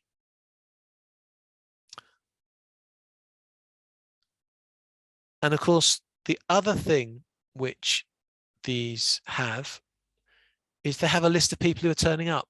So it is a meeting event management system in a way. It's going to have a list of people registering, just like we have a list of people registering to our Zoom account, and we have to our Meetup account. And then there are lots of other platforms like Nextdoor, which is quite good in the UK, where you can only advertise more or less in your actual postcode. You can't go further than your postcode. I have found that if you're a bit devious with it, you can get the next door postcode to your postcode, so you increase your area. But again, if you've got a few club members dotted around where your club meeting is, between you should be able to get coverage around the whole area of your club meeting. There are lots of other social media systems similar to Nextdoor. So those are the categories of social media accounts which I like. So we have and I'll bring it up to show you. This is a ridiculous article. So I just Googled social media sites, or what social media sites there are. Well, and I just clicked through, and I didn't want to do that. So 101 social media sites you want to know. That was probably a pop-up, wasn't it? Trying to persuade me to do things. Here's the updated list. Clubhouse, I've heard of. A lot of those I haven't heard of. Basically, they're just social media accounts. All of that. You can't do all of them. You shouldn't try and do all of them. But this article is quite good at going through the main ones. Tumblr, Instagram, Twitter, Google Plus, no longer around. We got some ones for China, Badu, if China's very good. Skype, well, you're not going to really use that for communicating. Viber, Weibo, these are not. Snapchat, possibly you could get information on. But a lot of these social media accounts, they have big numbers. In Russia, VK would work. Pinterest, again. At the end of the day, they are sharing images, videos, or text. So actually, when it comes to social media, all you've got to do is write some content, have an image that represents that content, and then record a speech about that content. Put the article on your website. Link to the article on all those websites that link to it. Twitter, Reddit, and the rest.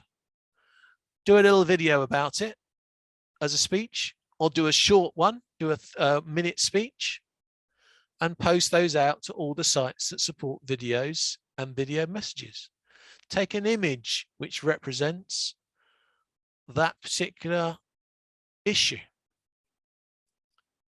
Make sure you've branded it nicely so that it gets noticed as a Toastmaster branded item, and put it on the social media sites where you can post images.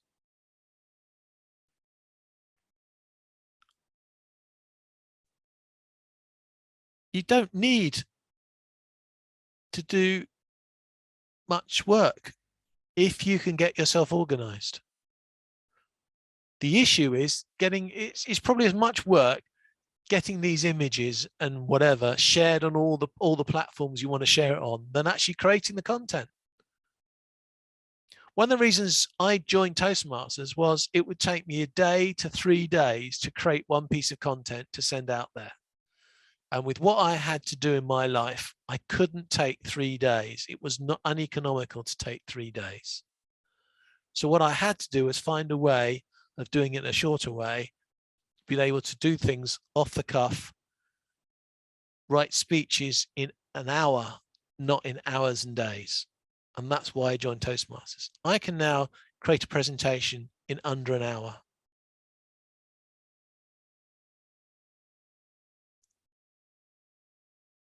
The other area which I didn't cover in social media is podcasts. Now I'm going to do a lot of stuff on podcasts this year. One reason because it's on my pathways, and the other reason because I tried to do it last year and I kept failing. I kept failing because I had great ideas, but I didn't have enough content to drive it. I wanted to interview certain people about certain things. I didn't have a big enough database of people to do it. So one of the things I've been concentrating on this year is building up my contacts that I have the access to the data to deliver that content to people. And would you believe that this guy has been rabbiting on for nearly 2 hours? And I haven't had a drink, which is rare for me because I usually have a drink. After all, I am drink water. So I would like to take you back to the very beginning. And I'm going to go back to the slide where we talked about the needs. So you've got 2 ways of approaching this. And I suggest that you approach it from both ends at once.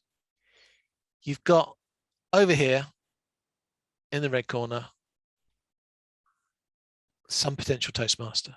And over here in the white corner, a Toastmaster club. And you have got a way to get them from here to here. You need a plan. You need to set messages, minefields, whatever you want, analogy you want to use, but you need to, paths, whatever analogy you want to use, you've got to get this person to walk over to here. And the only way to do that is to know what they are walking around for and try and signpost them that you have a solution to that particular issue. How you do it is completely up to you. You could print off a whole load of leaflets and post them in everybody's door. That was a thing once. We used to have meetings in rooms. That was a thing once, and it may be a thing again. We've had people that have asked us if we are going to meet in person because they want to learn in-person meetings. They don't want to come online. We've had other people who have asked if we will continue to do online meetings because they realized in this new world of Zoom and COVID that doing online meetings is far better use of their time and they can reach many more people than they do face-to-face. So there's a great mix of people who at the moment are more active in looking for Toastmaster skills, because they have done what a lot of us have done. They have stopped and they've reassessed their lives and how they're going to communicate. And as been put, we need to communicate with lots of different people with disabilities. One of the oldest, not oldest as in age, but oldest member of Epsom has got MS. And she hasn't got a clue what a computer is. And we were petrified when we got to lockdown, because this poor lady has only just worked out how to send emails to everybody. And do you know what she was doing during lockdown? She was bombarding 3 or 4 Toastmasters with emails, thanking them, because we got her online, we got her on Zoom, we got her in the meetings, we got to be able to know how to turn a microphone on and off. When she couldn't get it to work properly, one of the Toastmasters had remote control. They could go into her computer and get it working for her, because that's what her son did for her as well. So we would go in and start her Zoom up for her. She has terrible trouble getting to meetings anyhow, but she was able to connect, and we showed her how, and she's joined in, and she's a great Toastmaster, and she's a great speaker, and it's great to have her still part of this in this Zoom world. Lots of people are reassessing their life. I reassessed my life when I moved in with my parents. I'm reassessing my life for what I'm going to do when I leave my parents. Hopefully, I've still got another 5 years yet. But people are looking, especially in Zoom. It's gone from 1%, according to one of the employment agencies, which did a survey. They said that 1% of jobs were offering home working, and now it's 5% of jobs are home working as part of the advertisement. Now, 5% is not a very big number, but it's 5 times 1%.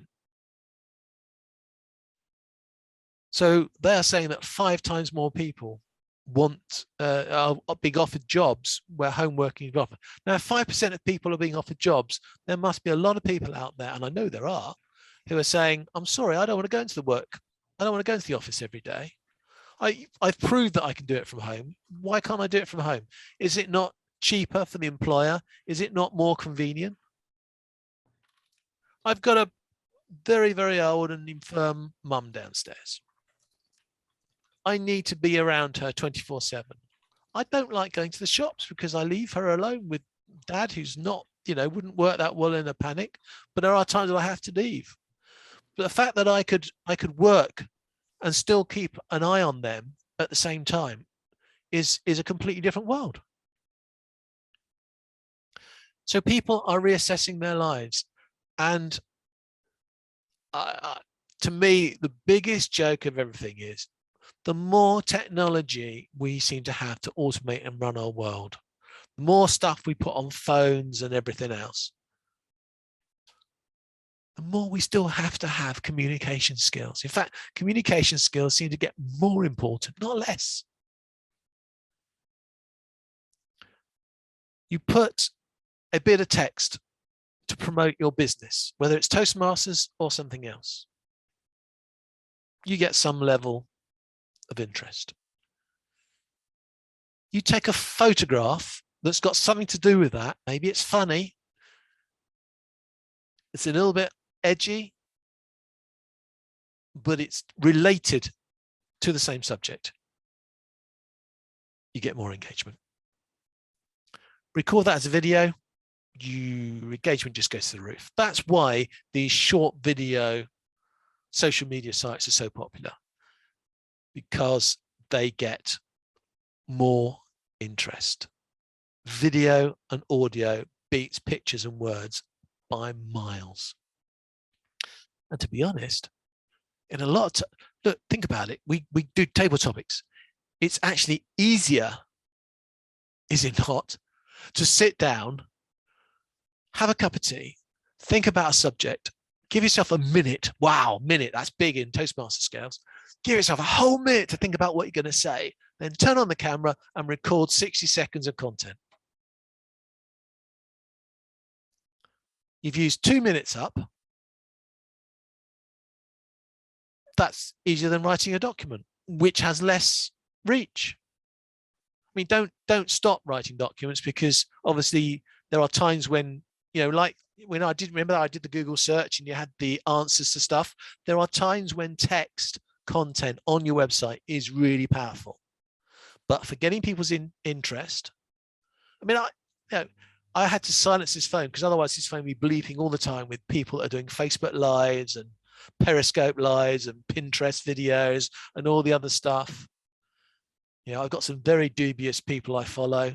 I've got quite a few young ladies I follow, because I see them do these dance steps where they do it. Have you seen it? They do it in slow motion. They show you the steps like this, and then they go, and every time I watch one, I go, oh, look, if I could just do those 5 steps, I could do it. Oh, one of these days I'm going to do it. And I've like followed, I don't know, half a dozen of them. And every time I see one, I go, yeah, I'm going to do it this time. Never get around to it, but I will one day. Maybe I'll say that. Hey, maybe I'll say that for when we go back to face, and I could do that at the beginning of my speeches. That would be a hook. So there's a stupid thing video idea, which I am hooked on now, and I watch my video for. What about doing some little bits and bobs? I'm going to do it. I don't mind you doing it as well, because collectively we'll just get more reach. And you might do it in a different way to me, and together we'll find out how to do it. But there is just so much out there. It is overflowing. So as I said, think of an idea, do a short thingy, a short video, and that's got to be it. I would love to be able to persuade my Toastmasters club that we publish some table topics. Now, I know my club really well. I know my club really well to an annoying extent now. I can say something controversial, and I know exactly who in the club I will annoy, depending on what controversial thing I say. And they do know that I have been known to say controversial things just to rile a certain member of the audience. But supposing the members of the audience who are not so embarrassed by what they say, who are not so withheld with themselves that they don't mind the odd bit going on video.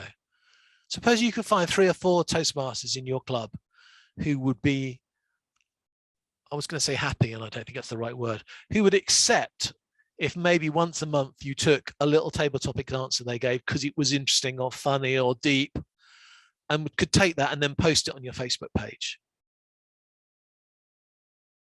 You're all thinking now. I can see your little eyes going to the right as you're imagining the Toastmasters in your club who could possibly do that. And if you could collect one person at each meeting, that's 2 pieces of content a month of something different. And we all know that when you've got 3 or 4 Toastmasters who will do it at a push, there's going to be another 4 or 5 Toastmasters who, once they see these ones have done it, they'll want to get involved. And this is another idea. Make sure I don't forget this, because the 10-week challenge is quite fluid. You might be again there. Now you've got 9 members who might give you 1 minute. So now you've got the possibility of having 1 or 2 a week. Because all you need is a silly question and an answer. And they're going to talk for 1.5 minutes to 2 minutes, aren't they? 2.5 minutes. People like me who like to squeeze every second. If I'm not 2 seconds, if I'm not 28 seconds, 2 seconds before the end, 28 seconds past red, I feel disappointed. I feel I've lost my value out of being in Toastmasters. If they can deliver that content and you can raise a smile with somebody, even if it's not table topics, is not Toastmasters related, obviously a lot of the time, it's interesting and it gets people saying, oh, that guy was very clever, or she was very clever. How did she do that? Where did she learn those skills? Do you know what? That's when you mention Toastmasters. That's when you mention Toastmasters. So, amazingly, we've only mentioned about, I don't know, less than a dozen social media accounts. I've got a list of 100 plus an addendum list of 30 or 40. There is social media accounts coming out of your ears all over the place. But at the end, it all distills into our three, it's got to be three, hasn't it, Toastmasters? Our three issues. Where somebody is in the Maslow needs. And remember, if they're worried about losing their job or they're not earning enough money, that's a bottom need. That's a critical need. Money, looking after your family, safety, that's a critical need. Now, if being a Toastmaster or speaking better or getting an interview gets them past that need, there are reasons why, even at the most desperate level of people's life, they could be needing Toastmasters to help them. Then you've got the unaware, aware, product aware, aware of you, aware that you go to Toastmasters meeting, aware they can come for free. You've got that awareness game to play as well. And you've got to create content for all the different levels, because there's going to be lots of different people you're bumping into who are going to be at those different levels.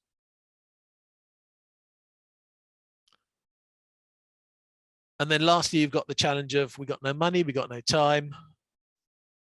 We've got a life outside Toastmasters. And the answer to that is little and often try and get more people involved, get more clubs involved if you're working at an area or district level. Everybody doing a little bit.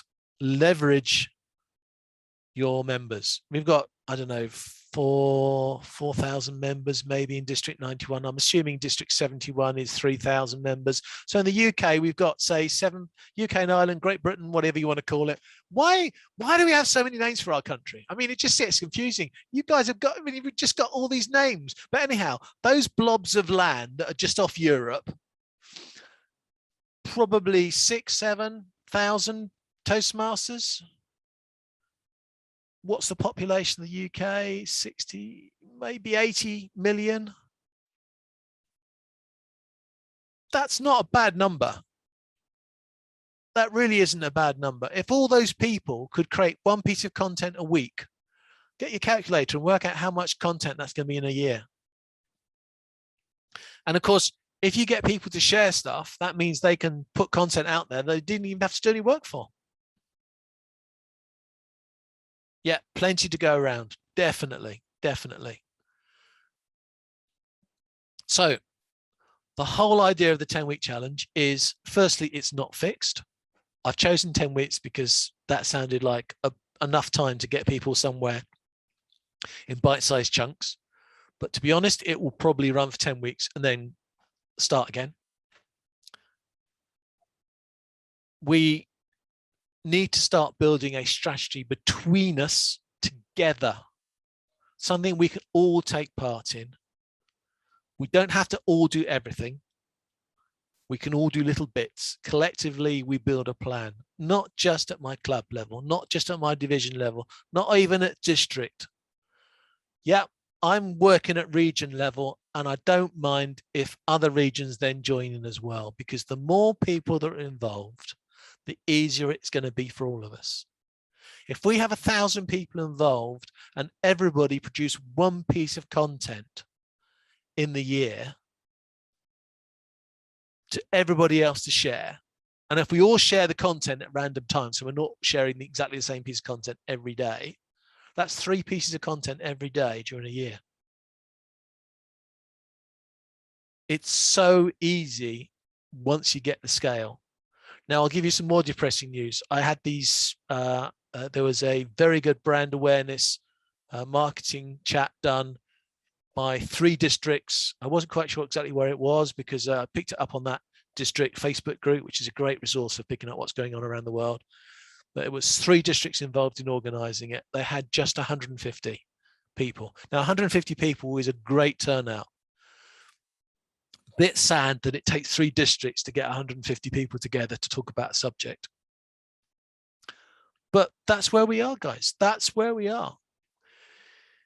The Facebook group, I will find the Facebook group that I hear everything on. I think you have to be friends with a district director. Get friends with a district director, because they are usually the ones that hear about these sort of things. And once you get in charge of one district director, then pick up a few more, because you know what happens, as I said before, you get these people in good positions and they get kicked out and somebody else takes over, and they don't always have, they have a different skill set and they'll have a different number of contacts. But I will find that I'm just on, see, I've got 4 computers, as you know. I have lots of computers. This is my computer I usually keep in charge of my group. So let me find that group for you. It's probably got a post from it come recently. The official Toastmasters International page, it says. So if I go to there and I turn my pretty image off and I go back to there we are. So here's the Facebook page.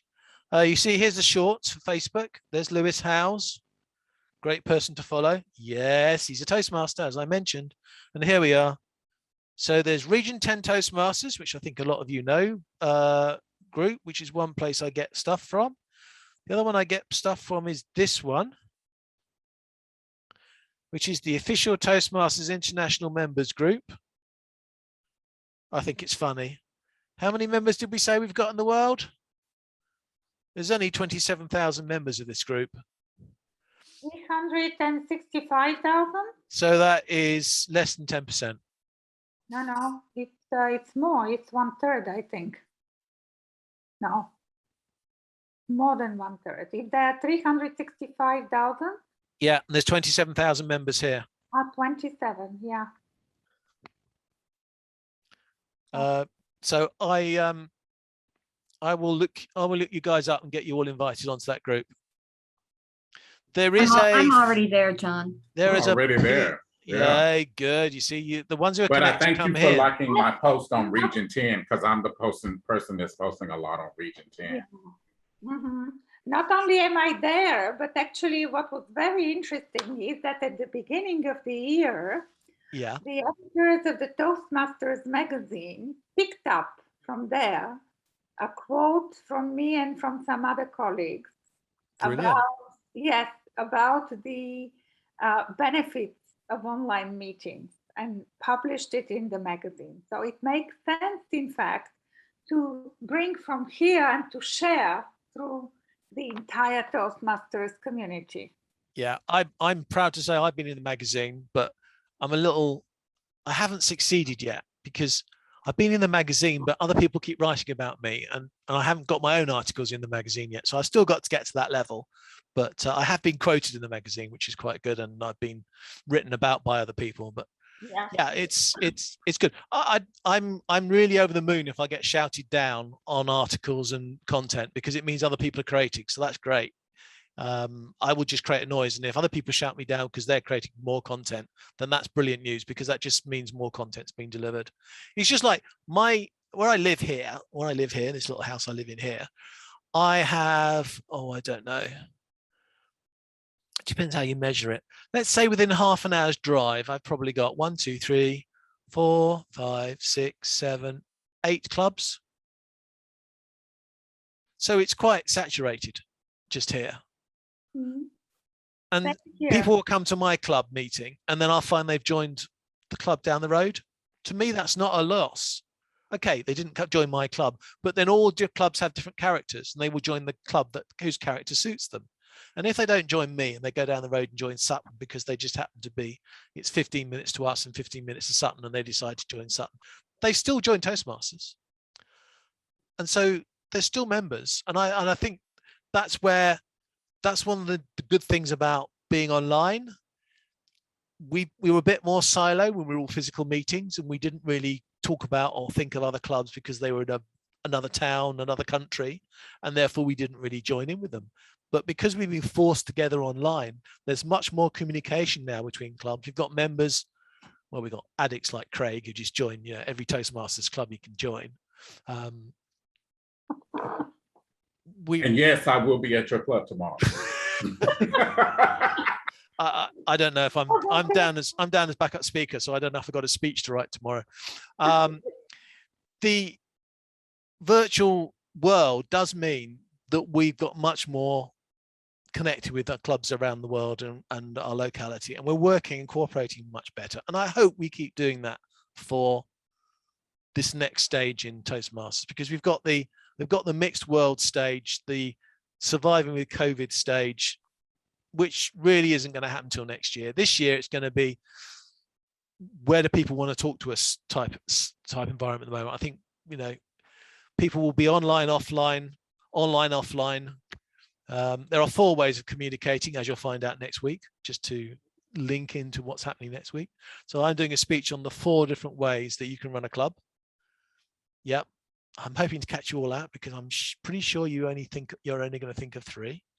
So there are 4 ways of running club meetings, and that will be my presentation next week. I know we've got Florian coming along because Florian always likes the chance to speak on some things and bring his great knowledge, which he has.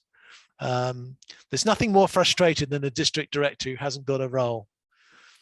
They are the sort of people that you can always roll out for knowledge, experience, and gravitas. So Florian's coming on. I think Arno's going to be doing a speech because he felt left out, so he's coming on there.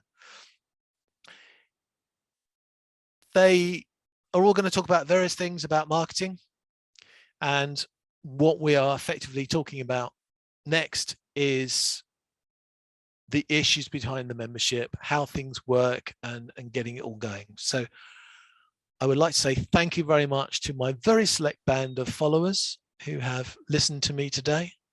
This has been recorded, and the one thing I couldn't turn off was the doorbell. So there we are, there's the doorbell telling me I should be answering the door. That's the best way to roll it up, isn't it? I've got something else more important to do. My Maslow needs are overruling Toastmasters. Thank you very much for your time. I will put this recording on the district website, as I am webinar manager for my sins as well. I will be doing that.